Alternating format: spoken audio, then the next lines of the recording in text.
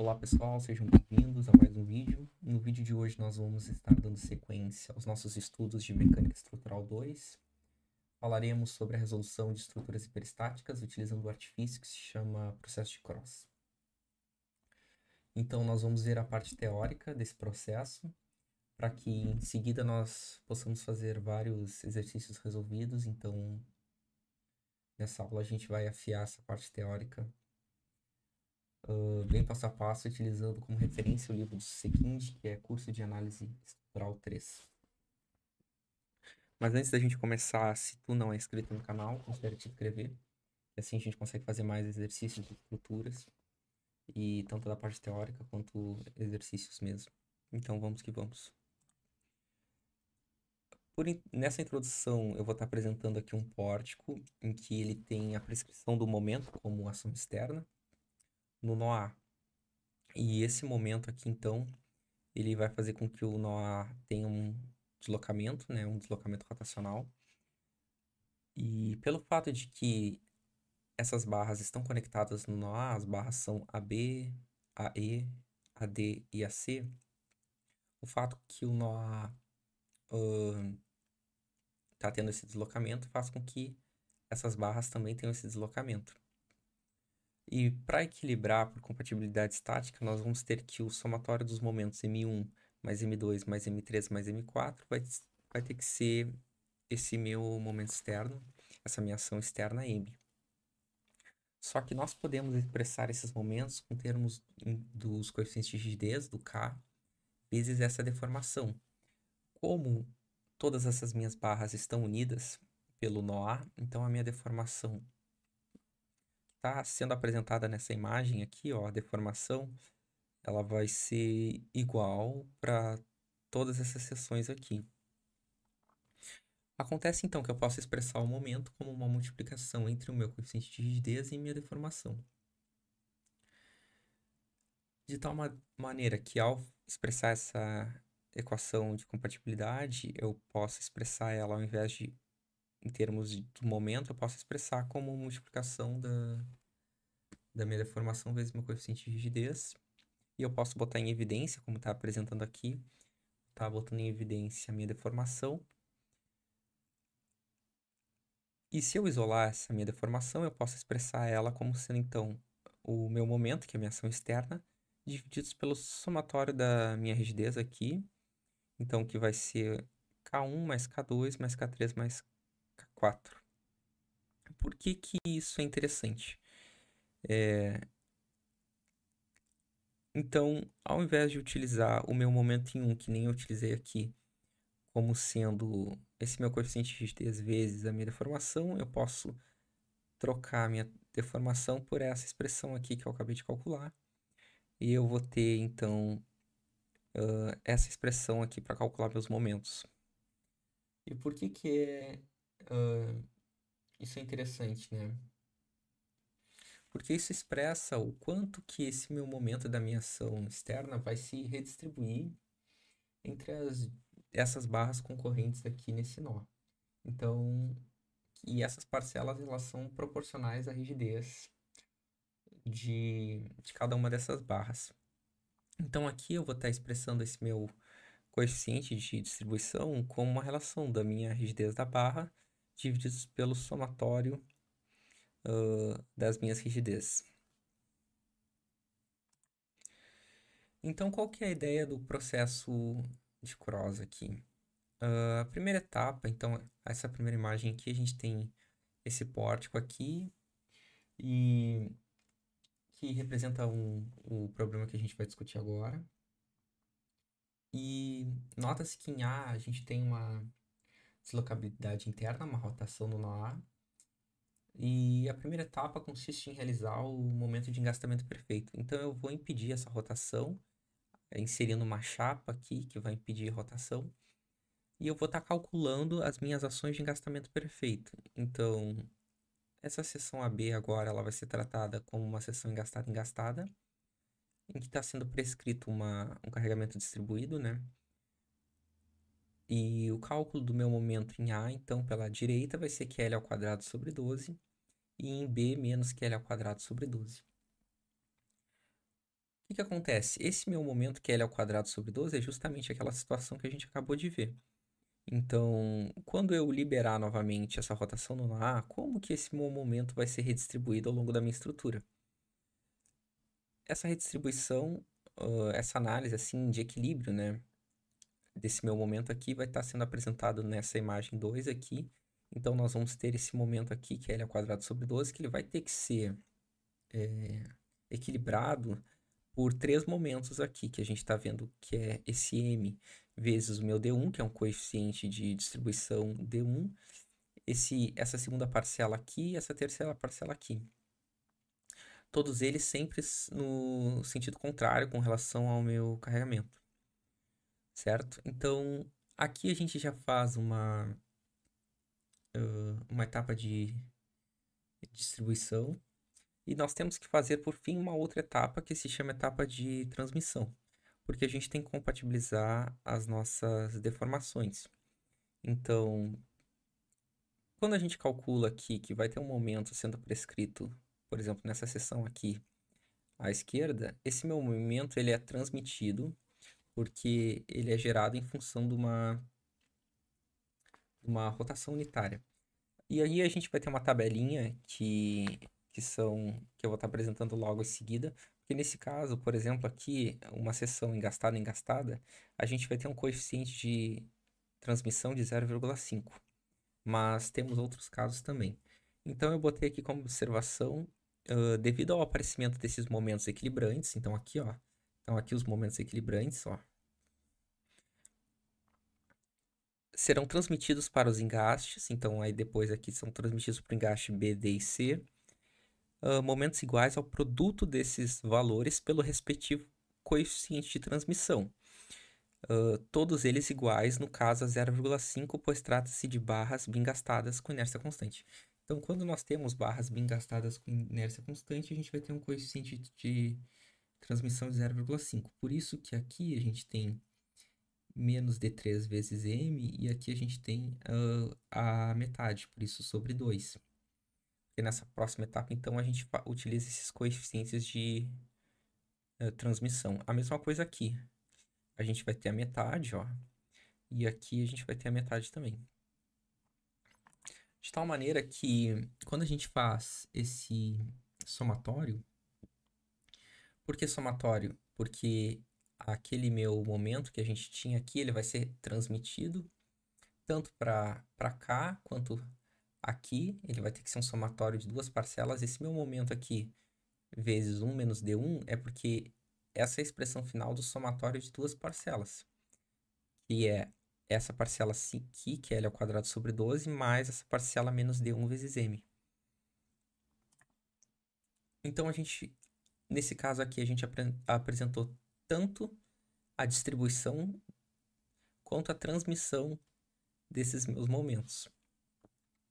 E aqui a gente tem a imagem final, então, de como seria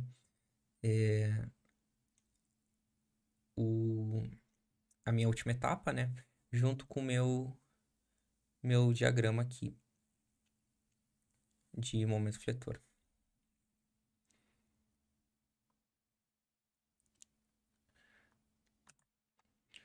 Aquilo que eu estava falando sobre transmissão de momentos é dependente do meu coeficiente de rigidez da minha barra. Então, a gente tem algumas situações usuais. A primeira que nós já falamos é o bem gastada.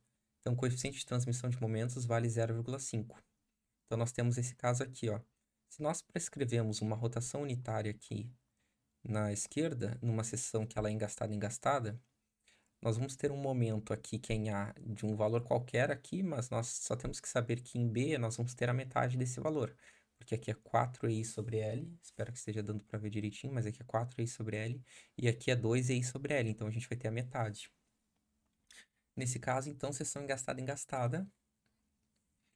Nós temos também a situação do caso de uma seção que ela é engastada articulada, e nesse caso, então, nós não vamos ter transmissão de momentos. Por outro lado, no caso da engastada deslizante, nós vamos ter uma transmissão de momentos T igual a menos 1. Então, se nós tivermos aqui a prescrição do momento, que nesse caso é de um valor E sobre L, né? Do outro lado, a gente vai ter um momento de E sobre L, só que nesse caso no sentido oposto. Então, como eu estava falando, nós temos outras vinculações. Esse aqui é um outro exemplo, por exemplo, em que a gente vai ter aqui a seção engastada, que nós já falamos, outra seção engastada aqui também. Mas, nesse caso, a gente vai ter uma outra seção, que é a engastada apoiada, e aqui uma engastada deslizante. E calculando a rigidez no nó E, a gente também calcula a rigidez nos outros nós. E a gente vê quando a gente for calcular a transmissão de momentos, então, se há ou não transmissão de momentos. E aqui a gente vai ter, então, esses valores de 0,5, 0,5 por se tratar de engastada, 0 por se tratar de engastada deslizante e menos 1 por se tratar de uma seção que ela é engastada apoiada. Certo? Aqui a gente pode também calcular, fazer o mesmo processo que a gente fez antes, só que agora a gente não tá, a gente já está calculando o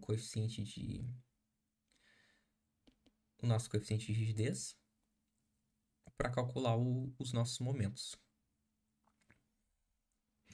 E aqui esses coeficientes de rigidez, então, são calculados em cima dessa tabela aqui que eu acabei de apresentar. Certo? Então, a gente tem um roteiro aqui que a gente pode utilizar para facilitar as nossas etapas, assim. A primeira etapa, então, é calcular o coeficiente de distribuição de momentos em torno de cada nó rígido interno da estrutura, então é calcular aqueles Ks, né? O segundo passo, calculamos os momentos de engastamento perfeito no sistema principal, então a gente vai bloquear com as chapas as rotações de todos os nós internos os nós internos rígidos da estrutura. O terceiro passo, então, liberamos um de cada vez a rotação de cada nó interno, equilibrando a carga-momento que nele passa a atuar, então, por momentos de sinais opostos ao desta carga-momento. É o que a gente estava falando ali. Para equilibrar um momento de uma ação externa, a gente vai precisar prescrever momentos no sentido oposto. Então, e esses momentos, os momentos equilibrantes, né, que surgem, eles são propagados aos nós opostos de cada barra, multiplicados pelos coeficientes de distribuição de momentos.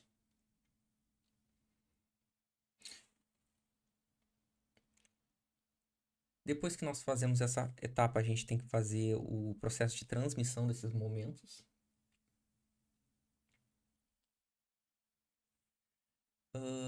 O próxima etapa, encerrando o equilíbrio dos nós, os momentos finais que atuarão em cada um deles serão iguais à soma dos momentos de engastamento perfeito com aqueles despertados na fase de equilíbrio dos nós. O que isso quer dizer? Porque se eu engastei um nó que antes ele era um apoio de primeiro ou segundo gênero, né? Eu vou ter que ter como resultado do meu processo iterativo, eu vou ter que ter um momento que se anule ali, né? Porque eu não posso ter diferença de momentos ao analisar para a esquerda e para a direita, né? O somatório tem que ser zero. E última etapa, conhecidos os momentos finais dos nós, obtém-se os diagramas, né? Obtém-se as reações primeiro, pode ser, e depois os diagramas de momento coletor e cortante normais. Então esse aqui é o roteiro, eu vou estar mostrando um exemplo para que a gente consiga ver esses passos aqui. Então, a primeira etapa, um exemplo aqui, a gente vai ter uma viga contínua e a gente vê que a gente tem rigidez da flexão distinta com relação a cada segmento dessa viga, né? Então, o segmento AB tem uma rigidez da flexão de 4EI, BC 3EI e CD 2EI. Então, a primeira etapa é calcular os coeficientes de distribuição de momentos em torno de cada nó rígido interno da estrutura. Então, a gente vai precisar calcular em termos de B, né? E de C, porque eles são os nós internos rígidos. O coeficiente de distribuição de BA vai ser 3 vezes a rigidez da flexão, só que dessa vez vai ser 4 vezes EI sobre 4. Vai dar 3EI. Muitos autores trabalham com o que a gente chama de rigidez relativa, né? Então a gente tira esse EI, porque na verdade isso vai ser simplificado depois. Se eu, eu vou apresentar isso daqui a pouquinho. Aqui, por exemplo, se eu fizer a mesma coisa para cá, a rigidez da fricção do termo BC, eu vou ter então 4 vezes 3EI sobre 5, que vai dar 2,4 EI, né? Só que quando eu fizer esse somatório de cá, na verdade seria 3EI mais 2,4 EI, que vai dar 5,4 EI, né? Só que quando eu faço esse coeficiente de distribuição, eu vou ter então 3EI divididos por 5,4EI, que é a mesma coisa que eu posso tanto utilizar em termos absolutos quanto em termos relativos, né? Basicamente significa se eu vou usar o EI no numerador e no denominador, mas aí eu posso simplificar e vai chegar no mesmo coeficiente. Então, eu tô com o meu coeficiente de distribuição aqui, calculei, de BA e de BC, eu vou fazer a mesma coisa no nosso C. Posso calcular tanto em termos absolutos quanto relativos. E eu vou chegar nesses valores aqui, faço esse somatório e calculo então o coeficiente de distribuição de cada segmento. Percebo que o somatório, né, desses coeficientes tem que dar sempre 1. Então, se eu fizer 0,556 mais esse 0,444 tem que dar 1. E aqui 0,667 mais 0,333 tem que dar 1 também. Então, segunda etapa, calculamos os momentos de engastamento perfeito no sistema principal. Eu vou estar engastando aqui o meu nó B e o meu nó C. E aí eu vou ter momentos, ações de engastamento perfeito, né? Em B, eu vou ter um momento aqui que vai ser de menos 48 kNm, referente a essa seção AB aqui, e depois eu vou analisar a seção BC. Aí eu vou ter um momento de 37,5 kNm em B e menos 37,5 kNm em C. E aqui eu faço a mesma coisa aqui nessa seção CD, que é uma seção engastada apoiada, né? Então, o carregamento distribuído de 28 kNm, a gente vai ter um momento em C de 87,5 kNm, e é isso. Isso daqui a gente calcula tem umas tabelas. Se tu já viu o método dos deslocamentos, são as mesmas tabelas que a gente utiliza, que são as ações de engastamento perfeito, para calcular isso aqui. Certo? Então, próxima etapa. Eu botei 3 e 4 juntos porque para facilitar a visualização. Então, agora a gente libera a rotação de cada nó interno, equilibrando carga ao momento, inserindo, né, novos momentos de sinais opostos aos dessa carga ao momento. Encerrando o equilíbrio dos nós, os momentos finais serão iguais à soma dos momentos de engastamento perfeito com aqueles despertados na fase de equilíbrio dos nós. Então, a gente tem aqui o passo 2, né? Que a gente tem esse menos 48, meu momento em B pela esquerda, momento em B pela direita, momento em C pela esquerda, C pela direita. E eu tenho que garantir o equilíbrio desse nó B. Como é que eu faço isso? Eu faço esse somatório, menos 48 mais 37,5, vejo quanto que dá, no meu caso deu menos 10,5, e eu faço eu anulo esse momento com um novo momento que eu tenho que multiplicar pelo meu coeficiente de distribuição. Então, eu tenho menos 10,5, eu vou multiplicar por menos 1, e aí esse valor eu vou estar multiplicando pelo meu coeficiente de distribuição. Então, aqui 0,556, e eu vou ter esse 5,84 aqui. E se eu pegar o 10,5 e multiplicar por 0,444, eu vou ter esse 4,66. Quando eu equilibrei esse nó B aqui, é comum eu inserir essa barrinha aqui para indicar, para fazer essa indicação. Tendo feito esse equilíbrio, já utilizando esses coeficientes de distribuição, eu vou fazer aquela parcela referente à transmissão. Por se tratar de uma seção engastada, nesse caso, eu vou estar utilizando um coeficiente de 0,5. Então, se eu pegar esse 4,66 e multiplicar por 0,5, eu vou ter 2,33. O meu nó B está em equilíbrio, mas o meu nó C não. Como é que eu faço o equilíbrio do nó C? Eu vou somar essa parcela do menos 37,5 mais 87,5 mais 2,33. E aí eu vou ter um valor de 52,33. Eu pego esse valor, multiplico por menos 1 e depois multiplico pela parcela referente aos coeficientes de distribuição. Então, 52,33 vezes 0,667, eu vou chegar nesses menos 34,90. Vezes menos 1, né? Então, é 52,33 vezes menos 1 vezes esse coeficiente de distribuição. E depois eu vou pegar os 52,33 vezes menos 1 vezes esse coeficiente de distribuição para chegar nesse menos 17,43. Equilibrei o nó C, eu insiro essa barra aqui. E aí, então, tendo feito essa parcela de distribuição, agora eu tenho que fazer a parcela de transmissão, que vai ser esse termo aqui vezes 0,5. Veja que a parcela de transmissão eu sempre coloco uma setinha indicando. Então, eu vou ter menos 17,45. Nota-se que agora o meu nó B já não está mais em equilíbrio, porque eu tenho essa parcela de menos 17,45 que eu preciso fazer a distribuição. Como é que eu faço a distribuição? Multiplico por menos 1 e depois multiplico pelos meus coeficientes de distribuição. Aí eu vou ter o 9,71 e 7,74.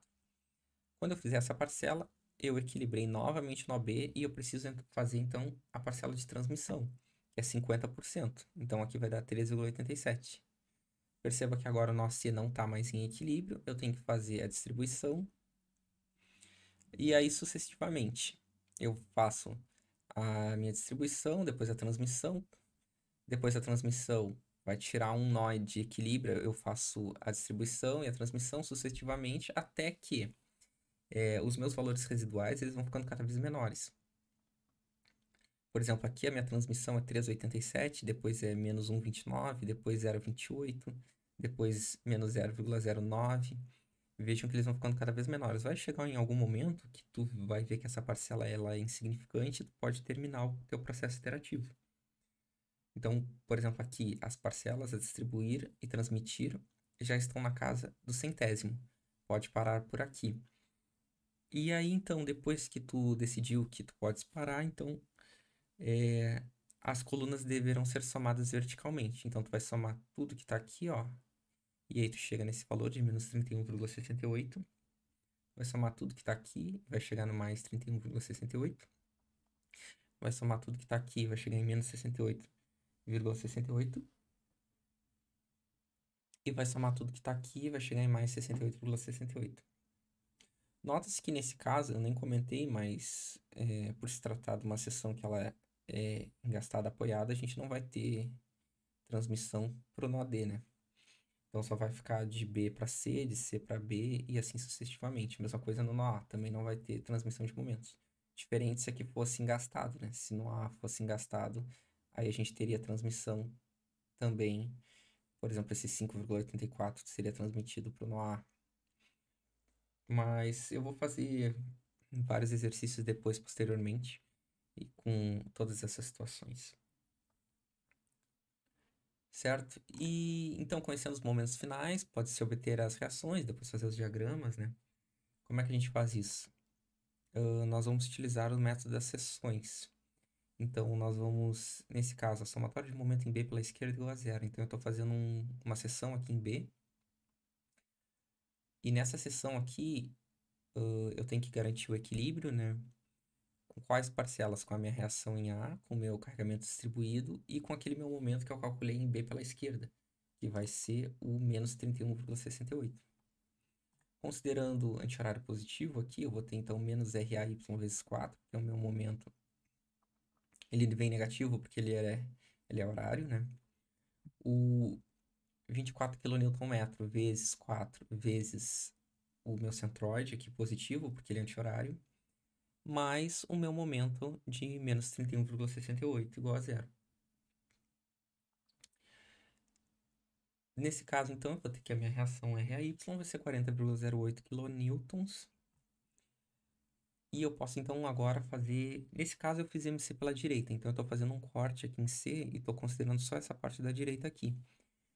Nesse caso, eu vou ter a parcela RDY, vou ter esse carregamento distribuído de 28 kN e vou ter também o meu momento em C pela direita, que está apresentado aqui, ó, em C pela direita, 68,68. Então, eu vou ter RDY vezes 5, né? A gente sabe que o sentido é anti-horário, então positivo, do meu momento. A minha reação RDY gera um momento em C no sentido anti-horário. O meu carregamento distribuído, que vai ser 28 vezes 5 vezes 2,5 negativo, porque ele é no sentido horário, mais o meu momento de 68,68 kN metro, né? Igual a zero. Se eu fizer essa conta, então eu vou chegar aqui, RDY é 56,26 kN. Eu posso fazer a mesma coisa em C pela esquerda, que eu tô deixando a conta aqui para que tu possas fazer C pela esquerda e somatório de forças depois. Então, que aí é tu pegar as reações mais as ações externas, né? Que é esse carregamento distribuído, esse carregamento pontual e esse carregamento distribuído aqui. Mas só contextualizando aqui, momento em C pela esquerda. Eu vou estar considerando então em C, fazendo um corte em C e vou estar analisando pela esquerda. Então eu vou ter a ação de RAY, de RBY, vou ter o meu carregamento distribuído de 24 kN metro, vou ter os 60 kN metro e vou ter em C pela esquerda, né?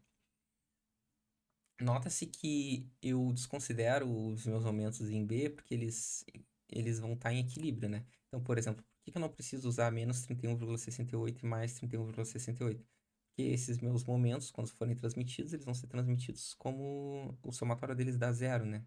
Se eu fizer a análise deles em C, da transmissão desses momentos em C. Então, eu não insiro esses momentos aqui na análise dos outros nós, no somatório de momentos, né? Então, por isso que não tem essa parcela de menos 31,68 mais 31,68 quando eu faço análise no AC pela esquerda. Mas o meu momento aqui em C pela esquerda, esse sim, esse tem. Então, aqui está apresentada a equação e, por fim, o somatório de força, certo? Bom, essa aula eu sei que foi mais chatinha, assim, essa parte teórica é super importante, mas às vezes é cansativo. Mas vai ser importante para que a gente consiga fazer os exercícios, né? Eu vou estar inserindo depois os exercícios que eu fiz ao longo da graduação. E aí a gente precisa dessa parte teórica para conseguir entender bem o processo, certo? Se tu gostou do vídeo, meia horinha de estudos, não esquece de escrever, de mandar para algum amigo que possa vir a gostar e estar estudando essa parte de estruturas, tá bom? Obrigado por ter assistido até aqui. Forte abraço, até mais, bons estudos.